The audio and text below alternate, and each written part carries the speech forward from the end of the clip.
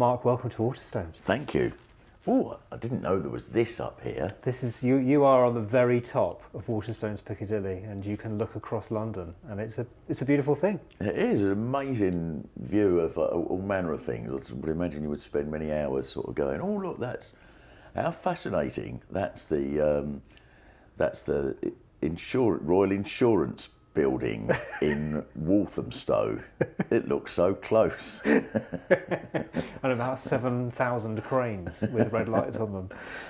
We're here to talk about your memoir, The Leopard in My House, which is a very funny read given what it's really about. Why don't you explain, I suppose, first, what is the leopard and why did you use that metaphor? I was, after several quite rocky weeks in which I was led to believe, and then bit by bit it was confirmed that I had cancer, and it was all very, very uncertain.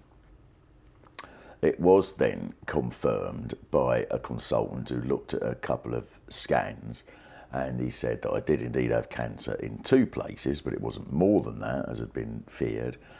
And it was a cancer that I got the impression that it was fairly routine for them to deal with. It would be difficult, but it was something that it was like a car mechanic that would go, yeah, your engine's, we'd probably save it. It's all right. We're used to doing this, but it's quite a big job. But I was going to be all right.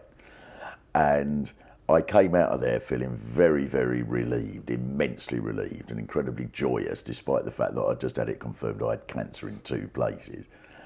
And I felt as if I'd been told I had a leopard in my house by someone from the council who deals with leopards in houses. And the man from the council, if I'm assuming it was a man, had said, yeah, it's what we can deal with these. We get these every now and again. We've got people, they're very good. It takes a few months. Obviously, there's things in the house that you're not going to be able to do while the leopard's there, but we'll sort it in the end. And so I was thinking, oh, I'm going to be all right then. But then every now and again, I'd think, there's a bloody leopard in the house. And that's how it felt. It's a great metaphor. It's a great image. You do describe this sort of, I suppose, this awareness that you have that there's this lump on your neck, and you do this very honest thing about what men do, which is they'll get told it'll probably go away in a couple of weeks, come back to us if it doesn't, and you decide after a couple of weeks that it basically has gone away, in that it's only got a little bit bigger. Yeah, exactly. Yeah. It's sort of smaller in that it's only a bit bigger. Yeah, exactly. And the first time I sort of, I think the way I'll say it in the book is that I was shaving and, wow, that's a big lump. Are you meant, I remember asking myself the question, you were meant to have a huge, solid lump about that big. And then, because I'm a bloke, I thought, yeah, probably. Probably something to do with the light or vampires or something, I don't know. And, yeah, it was. Then I did think, no, all the things. It's funny actually. I hadn't thought about this to this moment.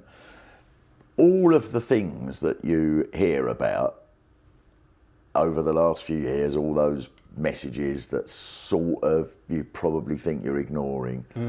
If you think it's this, go and get checked out earlier, and all of that probably came into play, and I went to the doctors. Although I did sort of expect him to go, oh, for goodness sake, can you come out here for that? But he didn't, and when he went, yes, well, I'm going to send you for an... and that was if that's the strange sort of routine of the first few appointments, that anybody who's been through this will know, that at every point you're expecting them to go, oh, yeah, and they go, okay, well, I'm going to send you on to the next stage. Ah, okay then. And you're expecting someone somewhere to go, no, so you're absolutely fine. And each time they don't, you're sort of, the anxiety just goes up a little bit more.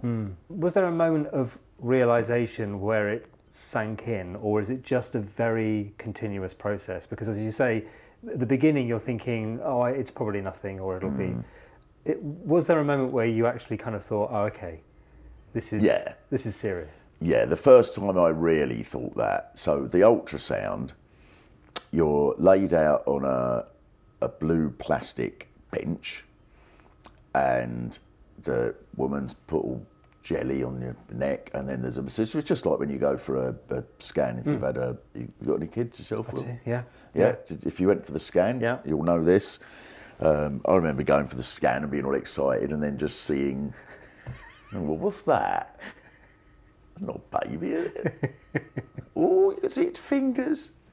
Anyway, I was laid out on a similar thing to that, and the woman's literally just talking something about the road, all the roadworks out there, Mr. Steele. Oh, I mean, awful, haven't they? I don't know how long they're going to keep them up. And she went, but hopefully they'll be.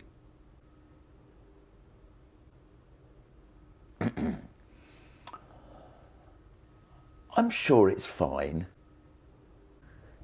And I knew at that moment, I actually went tight, and then the sort of assistant nurse could obviously tell there'd been a moment, and she went, they'll just sort of, we'll send you for a biopsy, but it's just to rule things out. That phrase. It's just to rule things out. It isn't to rule things out, is it? No. They don't send you to a test to see if you've got, I don't know, malaria, just to rule it out, or to see whether you've, got the devil inside you. So we're just going to send you to an exorcist just to rule things out. They send you for a biopsy because they think that they're going to be ruling something in. That's what, and I think that, she was very sweet. The ultrasound woman, as pretty much everyone that I came across was throughout the whole process of all this. And she was, she must have known he's got cancer, I would have thought.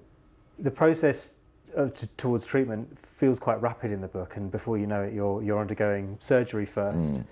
And if people have had surgery, they will know that nothing can quite prepare you, I suppose, for what you feel like when you wake up, because you just don't know what it's going to feel like.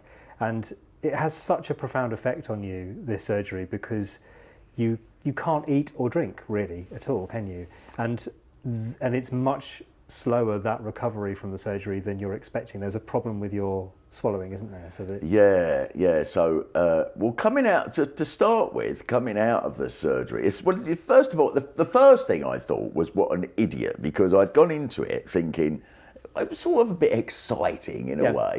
There's going to be a new chapter. I've never done this before, general anaesthetic. And I remember sort of laying there as the anaesthetist was putting all the bits on, and very arrogantly I assume that she's talking to me, and I assume she's really interested in what I've got to say. And then in a little while she's going to start her job of anaesthetising me, because I didn't, of course not.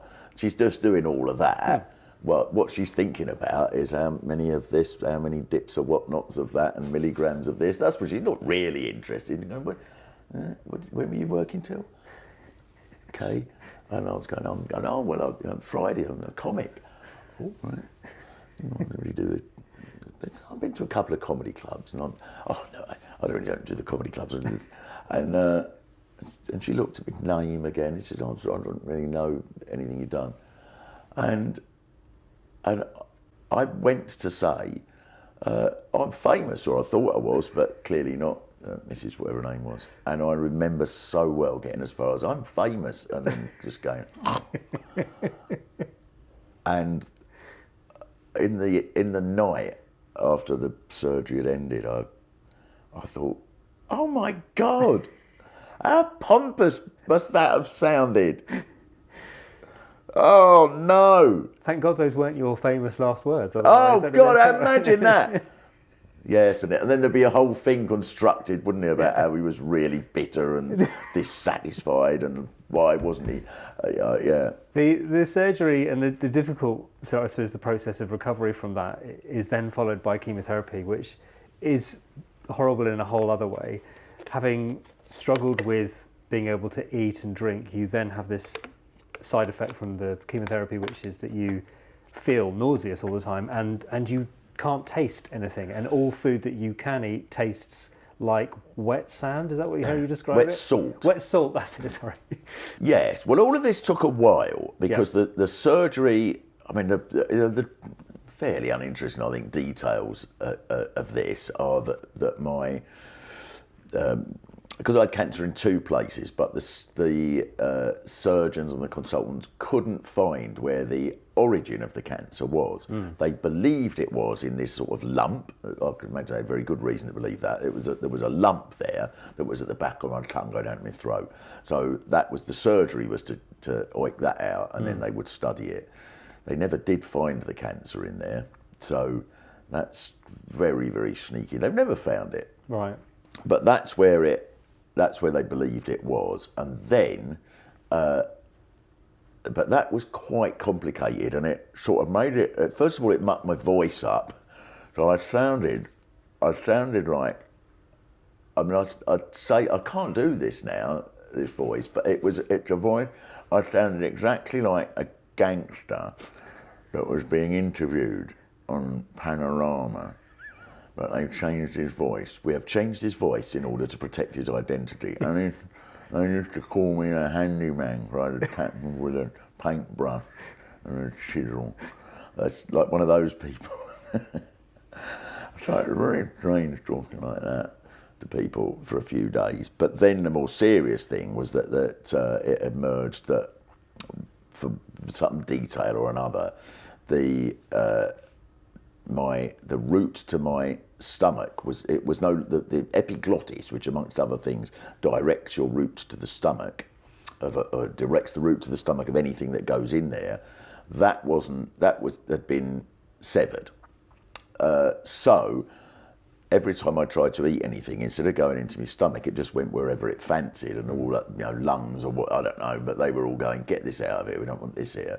So I was coughing this back up and coughing, and as days went on, it got worse and worse, and I couldn't eat or drink anything. And I ended up back in the hospital for a few weeks, and eventually they gave me a tube through the nose.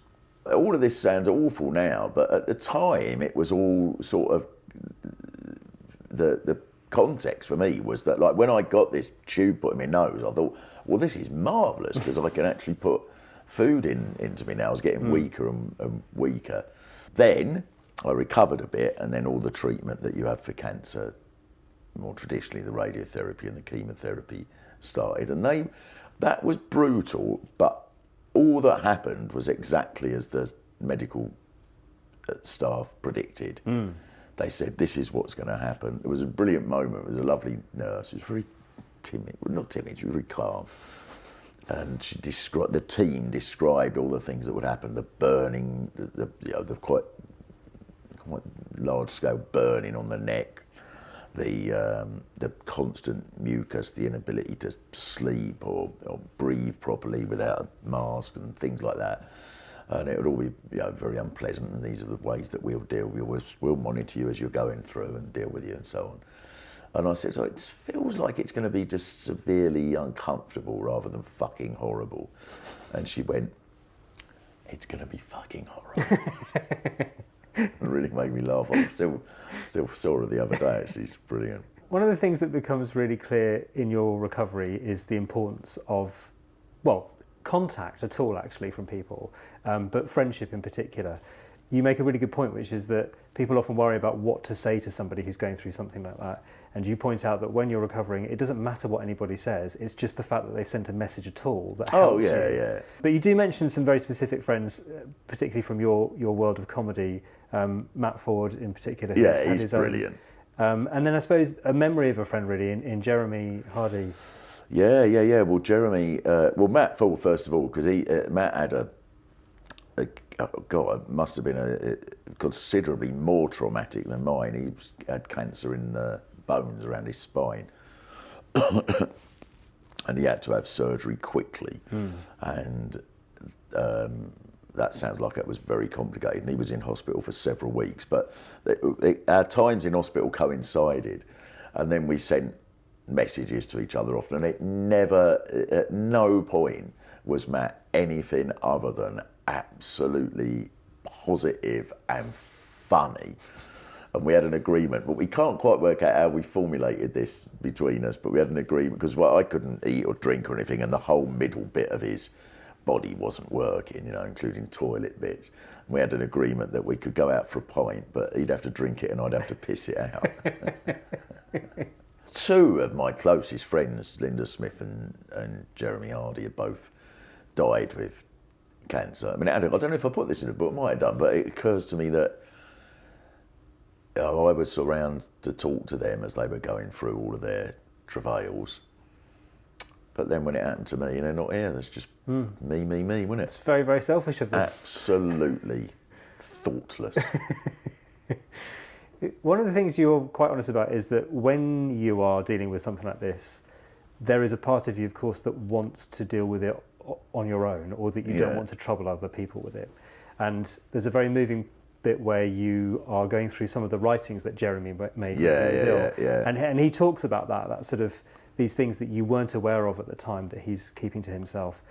And you're quite honest about the fact that you struggled to, I suppose, to be in contact with the person who was probably most important to you, Shappy Khorsandi, at the time. Because of how difficult it was, I suppose, to communicate what was going on. Yeah, I suppose that, those two sort of cases had similarities, really, that I maybe hadn't considered, really.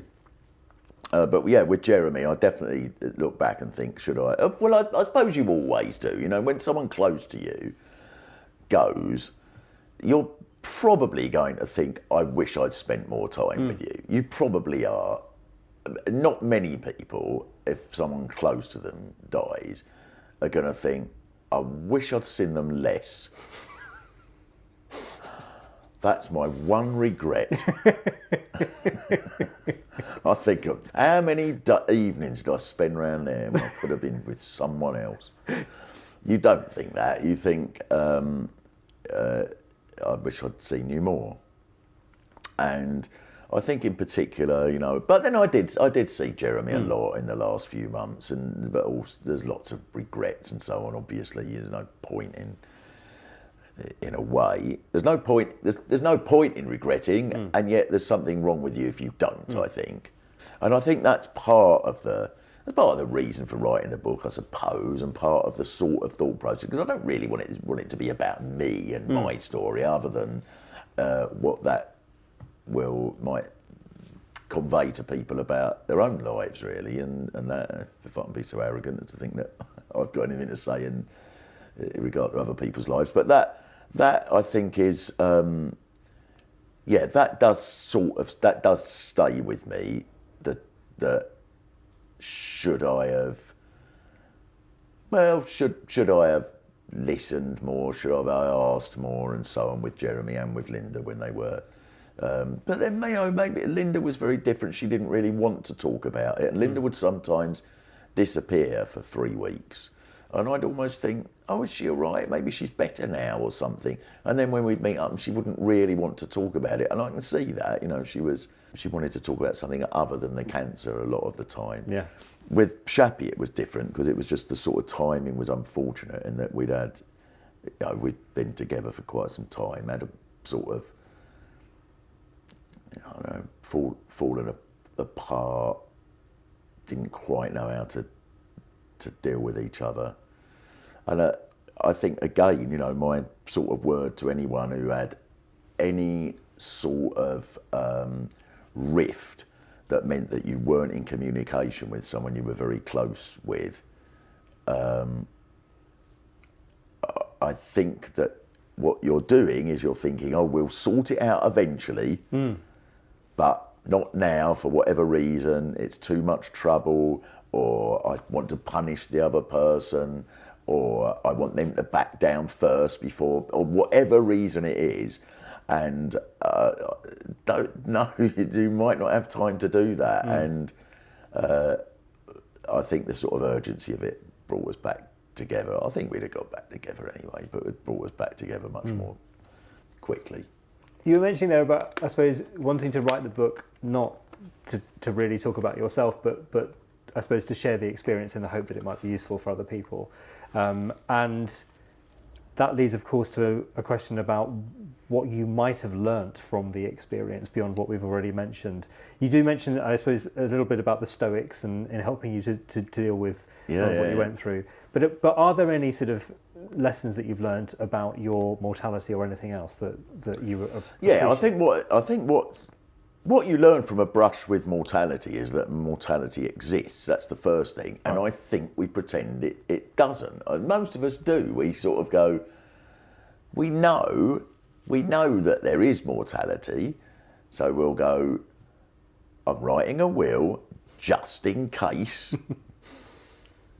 That phrase, just in case. I know it don't. Look, nothing's going to happen. That way you do. I know nothing's going to happen. Just in case the one thing that has happened to every single living thing, creature, moss, anything that has ever existed, just in case that happens to me, I know it won't. We don't really think it'll happen. And I think once you know for real, you feel it, oh yes, that is going to happen. I think that makes you, I think that leads you to making probably better decisions, really, because you're better informed and you do think, do I want to do that? Yeah, I do want to do that. That really is something I would very much like to do. Do I enjoy this situation that or if someone asks you for a work thing that might be a couple of years, you realise that's quite a percentage of the time I have. So I think it leads you to make better decisions. I also think that it means that you will repair any rifts with people that you want to repair rifts with. Not with, I mean, there's some people that you'd go, do I really, really want to not see this person again? Yeah, possibly. I'm lucky that I don't really have that feeling. But obviously the people that you really want to spend time with, you're going to spend time with them, even though it is quite possible I'll be alive for another 40 years or so. So that's I'm not sort of being. I don't want this to sound over dramatic, like now I'm on borrowed time. But I think so those are all the cliched things. The thing is, you feel them rather than just know them. And also the other thing that I've learned about cancer, the first thing, and I would really, really want to convey this to people, it's not an instant death sentence as it once seemed. It probably wasn't even when I was a kid, but it felt like it was. It isn't that, and embrace it. Embrace what you have to do with it. It's not nice, but if you do what they say and go to the scans and go to the meetings and ask the questions and take the things that they say, then you will last a lot longer than if you just ignore it and ignore it and ignore it. And I suppose that's made a little bit easier by the thing that you mentioned at the very end of the book, which is this fantastic triumphant chapter where you praise the NHS and what that meant to have that kind of support. It's worth saying again, really, isn't it, that we have a slightly miraculous situation in this country, which is that should you get a diagnosis like yours, everything that you need is taken care of. Yeah, I mean, it may be that I was lucky. So I went to University College London Hospital, and that I think is better staffed and better resourced and funded than others. I think the cancer side of it particularly is really well looked after, and it was amazing. I mean, there was this. I remember I was just talking to the. I've got a good mate Pete who I write with a lot, and he came up with me to the chemotherapy once. It's amazing this, right? By the way, you think chemotherapy? I didn't know what it. I thought, what is that? What horrible, sordid is it? You're locked in a basement somewhere and bits of chemo are fired at you. I don't know. And in fact, you sit in this room, that's this massive room, that's very incredibly relaxed, And then someone comes round eventually and takes your weight, and you have your blood tests and stuff, because they need to check that that's all right, so they can put you through that day's chemotherapy.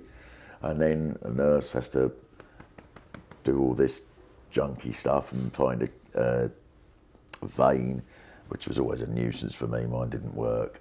And eventually they put the cannula in it and they attach that to this little pouch that's on a stand there, and then bit by bit this liquid with all the poison in it drips into your veins where it's going to attack the tumour.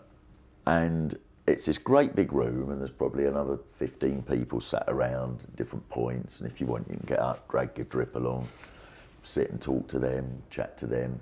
Mate can come in. I had a couple of mates come in one day. We just sat talking about cricket. Me and my mate Pete wrote a sketch one day when we were in there for the podcast I do, and it was just incredibly relaxed, really. And I thought, oh, you don't need to be scared of this. Doesn't make you feel very nice afterwards. Well, Mark, we can only thank you for the honesty with which you shared the experience in the book, but also the humour. I mean, obviously you've been making me laugh away like an idiot during this conversation, but consistently finding a way to make it funny is a skill. Does that only come afterwards when you're writing it up, or were you able to find the humour when you were going through the process? The worst moment I had in the whole of this process was when I still wasn't sure if I had cancer. It was looking very likely, but I didn't know. I went to a meeting, I didn't know what it was for, with my son. The hospital had lost my biopsy.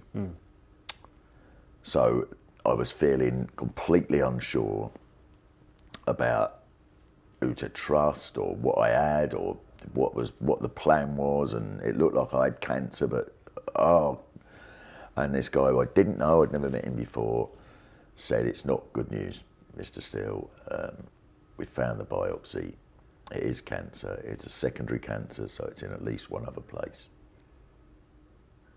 And my son was next to me. And I said, "Okay." I said, "Is it fatal?" And he tapped his table and he went, "Touch wood."